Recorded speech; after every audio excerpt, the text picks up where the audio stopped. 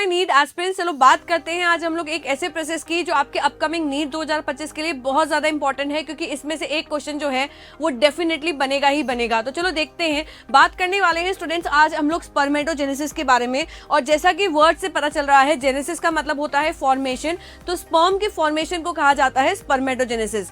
होता कहां पर है, इसका लोकेशन होता है सेमिनिफेरस ट्यूब्यूल्स, यानी कि मेल्स के अंदर गोनाड्स पाए जाते हैं जिन्हें टेस्टिस कहा जाता है, और उन टेस्टिस के अंदर सेमिनिफेरस ट्यूब्यूल्स पाए जाते हैं जिसके प्राइमोर्डियल जर्म सेल्स के द्वारा स्पर्म्स का फॉर्मेशन होता है। तो यहाँ पर देखना स्टूडेंट्स, ये है एक सेमिनिफेरस ट्यूब्यूल जिसे हमने कट करके देखा है, और यहाँ पर जो सेल्स पाई जाती हैं इन्हें कहा जाता है स्पर्मेटोगोनिया।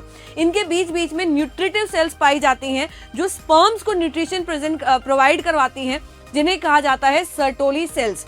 तो स्पर्मेटोगोनिया जो होता है, सबसे पहले उसके अंदर माइटोसिस होता है, और जैसा कि हमें पता है कि जर्म सेल्स के अलावा जितनी भी सेल्स होती हैं वो सारी की सारी डिप्लॉइड होती हैं।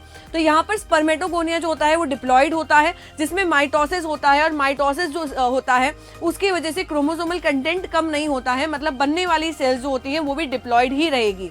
जो सेल्स बनती है माइटोसिस के बाद में उसे कहा जाता है प्राइमरी स्पर्मेटोसाइट्स, और प्राइमरी स्पर्मेटोसाइट जो है वो फर्दर डिवाइड करती है, पर माइटोसिस के थ्रू नहीं, वो मियोसिस के थ्रू डिवाइड करती है। मियोसिस जो होता है वो 2 स्टेप्स में होता है।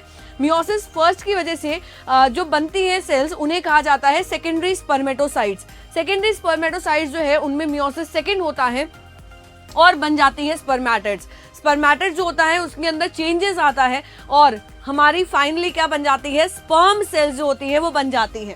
स्पर्मेटोगोनिया से स्पर्मेटिड्स बनने के प्रोसीजर को कहा जाता है स्पर्मेटोजेनेसिस, और स्पर्मेटिड्स से स्पर्म बनने के प्रोसेस को कहा जाता है स्पर्मियोजेनेसिस।